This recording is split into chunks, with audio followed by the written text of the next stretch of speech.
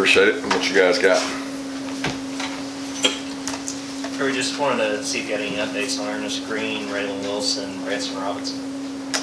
Ernest was able to go yesterday some of the time. He's dealing with a little bit of an ankle sprain, but he worked out and ran Monday, and he practiced probably about 50% of the reps yesterday, so we think he's going to be okay. Raylan's still dealing with a hyperextended knee. Branson had a significant injury yesterday. He had a non-contact ruptured patella tendon, so he will be out for the season. Tough break for him.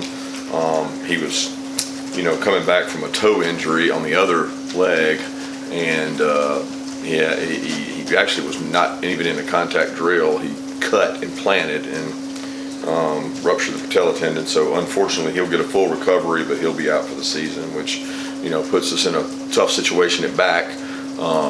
Kendall's actually taking some more reps. He's been able to do some things, but he's not 100%. And Andrew is getting a ton of reps. Rod Robinson is getting a ton of reps. Cash is getting a lot of work. So it'll be done by committee like it always has been here. I hate it for Branson because he had really worked hard. At the end of the spring when he had the turf toe, he was battling back all off season. He's had a great summer and looked really good in the days leading up to this injury. Yeah, Coach, I think you talked a little bit about it last time we got you, but what does that transition look and feel like from I'm preparing my football team for the season and I'm preparing my football team for an opponent? It's very different in terms of what we do at practice. We do a lot more against each other while we're preparing for the season. It's a lot more about mental toughness, going in the heat, pushing through, developing the entire roster. When you start talking about game planning for a game, it's exactly that. You start game planning for a game. Now, we're not to that point yet. We're not working on our opponent. We take this week and work on several of our future opponents so that we have footage and material, and I would say 25% of the practice is focused on an opponent and 75% of the practice is focused on us, because at the end of the day we're trying to get us better. But by Friday our focus will have turned to our opponent.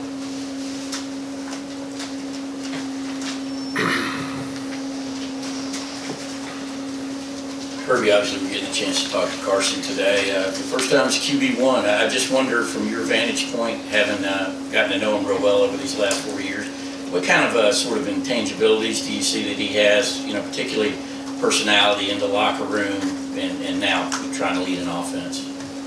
Yeah, I'm never in the locker room with him, so he may have a different personality than I'm used to. He's very bright, very intelligent. He understands situational football. He's a product of being here 3 seasons, I guess it is. I mean, he's been around, so he understands the demands that we put on the quarterback, but he also understands the demands that I put on situational football. So there's not a day we go out there that we're not working on some specific situation at the end of the year. That helps, having been through that and seeing how JT handled it, how Stetson handled it, how other guys handled it. So he's wise and he's intelligent, and he's got a personality that I think the team draws to, because he's relatively quiet and doesn't show a lot of emotion. So I think they have embraced him, and he's done a great job in this fall camp. Kirby, we talked to Malachi last night. He just talked a little bit about Javon moving back there to safety and sort of what it's like to have that veteran back there. Even going back to the spring, how do you feel like Javon has handled that move and everything that comes with it? I think more's been made of it than it is. He played that in high school. It's what we recruited him as. The first tape I remember watching, he was playing the deep part of the field, I call it. So the spatial awareness is important back there. The angles are critical. Decision making is different than at nickel. But when he came here, he had not played nickel. So the questions were more about nickel star than they were about safety. He's gotten more reps. I think it was more about learning our terminology. He's picked that up. Coach Muschamp's done a tremendous job giving him confidence, allowing him to grow, make plays, and he continues to get better. I mean, in a lot of ways, he reminds me of Chris in terms of stature. He plays bigger than he probably is. He's very intelligent, and he makes a lot of plays on the ball. Kirby, you've dealt with crowded quarterback rooms and potential transfers, I guess, like everyone else, as far back as everyone else. And you've talked about how that position is different, and then only one can be on the field. And McElroy puts out this stat that top 50 quarterback recruits from 17. Carson's the only one still around. How have you managed Carson, and how have you seen Carson grow where he's still here, even though he hasn't started a game going into his 4th year? I think that's Carson's question to answer more than anything. We don't try to manage the players or manage that. We coach them, and we tell them that by choosing to come here, we're going to coach you. We're going to coach you and develop you and give you reps. And nothing that we've told Carson or Gunnar or Brock is not the case. We're going to develop you. We're going to give you lots of reps. We're going to guarantee you more reps here than we think you can get anywhere else. And I mean meaningful reps in terms of competitive third down situations, challenging you, growing you, what you want to become as a quarterback, what they want to emulate in the NFL. They're going to get to learn that here. And Carson's seen that. He's seen that every year. And he's been as close as there is to starting, and then as far away as number 2 or 3 at times. And at this point, he's the guy that gives the best chance. So I know he's embracing it, but I don't think he's looking backwards at okay, should I stay, should I go? I just think he's been where his feet are, and he's really grown as a player, and he's had some really good quarterback coaches to work with him. Yeah, Kirby, I think it was either you or one of the players last fall was that Michael was a guy who was always out there getting extra work after practice and things like that. How have you seen him develop, I guess, through the spring and summer going into this year where he's maybe got a lot more expectations and maybe a bigger role to play in the defense as well? Yeah, number one, he is an extremely hard worker, but he has not had extra work in spring and fall because he wasn't able to go. About I guess it was a couple days into the spring. I don't know how many practices he got in the spring before we made the decision to go ahead and have his surgery done. And once he had that, he was in the healing stages. He wasn't able to start ramping up until like mid-July. So it's still a conditioning process for him. He has really good toughness. He has really good effort. I think the biggest thing for him right now is, can he play more snaps stamina-wise without the training that some of our guys would have had over the summer. So we're trying to increase his ability to play more snaps because we certainly need him to play as many as he can. Kirby, how much does Branson's injury and just kind of change your all strategy going forward? Do you want to develop further down the depth chart so that you're as strong as you can be at running back going into the year, or does it say that you have to live with being more of a passing team? No, I wouldn't. It's not going to affect our run to pass ratio. We have capable backs. He was one of our better backs, and when healthy last year, we think he was kind of coming into his own. He was learning how to pass protect. He was learning how to do this, and he had a really good spring while he was going.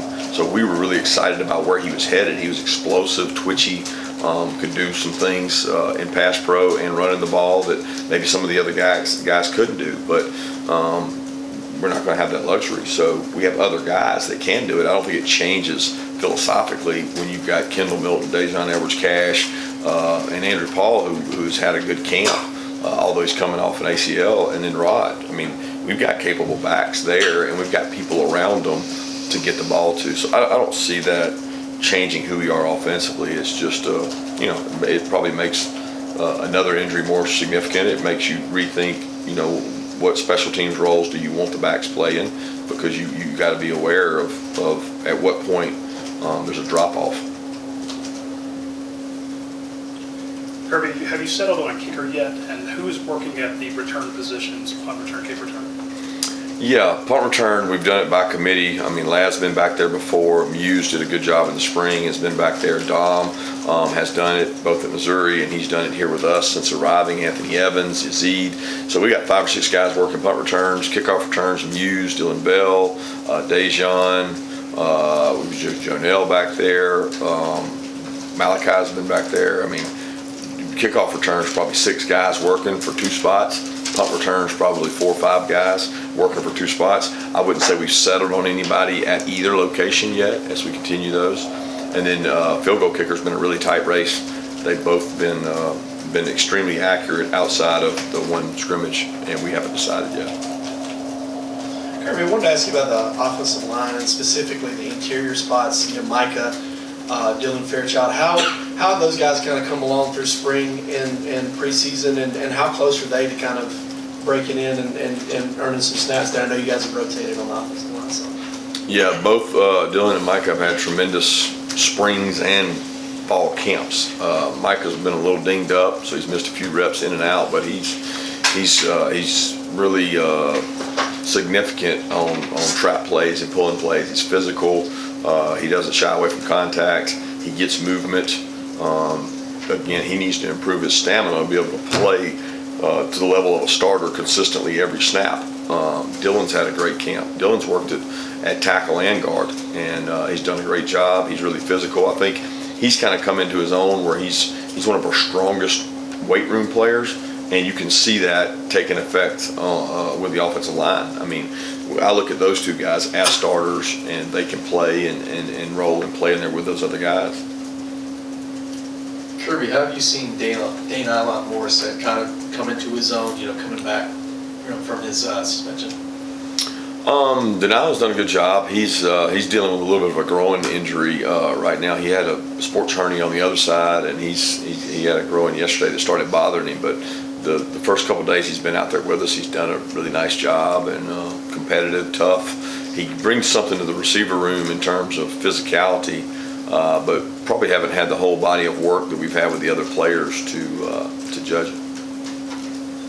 Kirby, we talked to Dominic Lovett here shortly, and what was it that you identified from him that made you want to seek him out as a transfer when it's obviously you're not taking too many transfers into the program? Well, we felt like he gave us depth and gave us a playmaker at positions that we needed it. I mean, we were going to lose some good wideouts last year. We lost a couple in the last couple of years, and we played against him. So we had seen him in high school. We knew about him in recruiting. We saw what he did to us when we played him, and just felt like he was a really good player and a good asset to the program. And once we were around him and knew what kind of person he was and his family, we thought he was a good fit and a good match. And he's been just a tremendous blessing. I think he'd be the first to tell you the demands and what we're asking him to do every day at practice is taxing him more, but it's making him a more hopefully going to be a more complete player, which is what he wanted.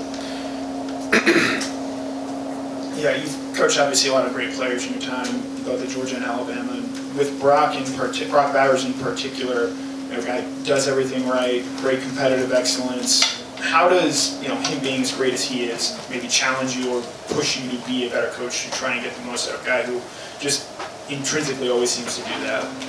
Yeah, I think you would see that with Coach Hartley and Coach Bobo a lot. For me, it's not so much about just Brock, it's about our team and how can I provide that same service to every player on the team. I think if you ask Coach Hartley that question when he was up here, and he'll tell you the guy challenges him every day because you're trying to create ways to make him better. And he's certainly at his best for a long time and longer than most players can sustain. He's in really great shape, and he's tough and he's competitive. And then our offensive staff is charged with finding ways to, be creative to use him that maybe the defense isn't used to. But for me personally, he's a guy on the team that leads by example. And if every player could take care of their body and work as hard as he did, we'd be in a phenomenal place.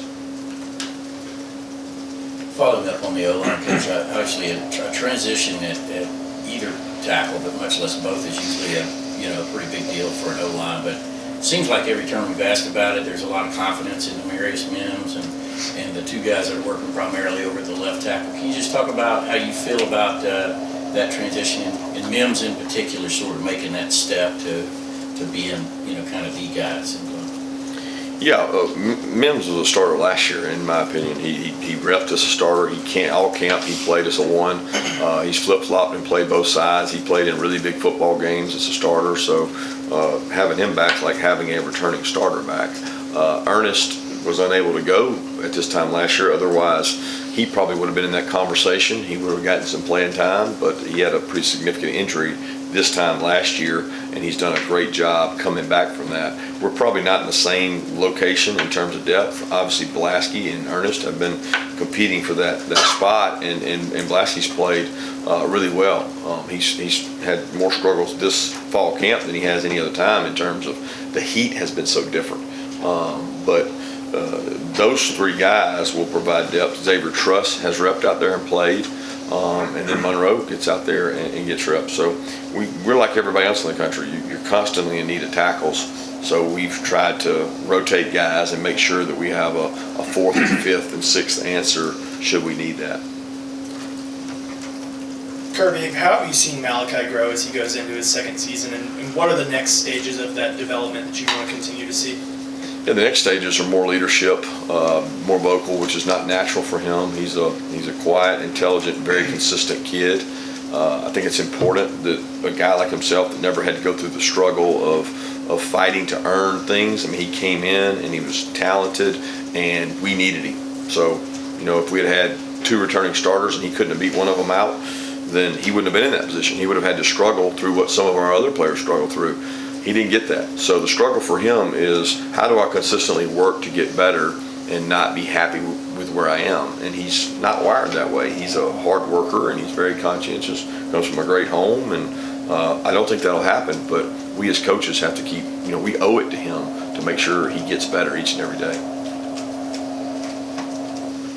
Kirby here to your left. I know every team and every season is unique, but given the backdrop of the last 2 years, what have you learned sort of in terms of preventing guys from having sort of this sense of entitlement going into the season? And then I'll have a follow-up. You're asking what now exactly? Well, in terms of the difficulty sometimes in motivating guys who, given the last 2 years, might have some sort of sense of entitlement. Yeah, I worry about complacency every day. There's not a day that I don't go out on the field that I don't worry about it, but you look for it, and you look for signs of it, and it's like a fire. You try to stomp it out. You don't allow it to happen if you can help it. What prevents that from happening? Well, competition is the first way. Second way is acknowledging it and confronting it. And then, the third way is mentally making sure they understand that you're not going to get the same team week in and week out that you might have gotten had you not won to. So, we try to visually paint a picture for our players to see that, and we tell them that the biggest threat we have, the biggest opponent we have the entire year is Georgia. And I think they respect that, and we spend a lot of time trying to cover that, and we do that regardless of what we did the previous year. So it's all about what we do and not really what our opponents do, and that's how you avoid the complacency factor. Got time for 2 more questions. And then a quick follow-up. You faced this situation maybe to a slightly lesser degree last year, but after the second championship, some things were said by players about nobody thought we were going to win. One player said we were going to go 7-5. You said whatever you said, at the victory parade.